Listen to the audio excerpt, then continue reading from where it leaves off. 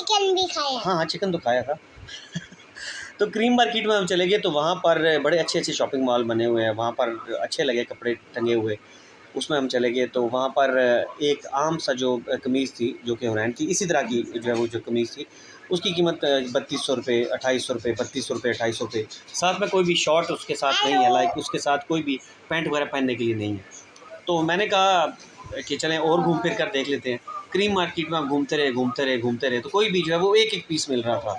हो सकता है कि ड्रेस पूरे भी हों जिसमें जैसे शलवार कमीज़ पूरी होती है, लेकिन कोई भी हमें नहीं मिला, लाइक हमें पसंद नहीं आया।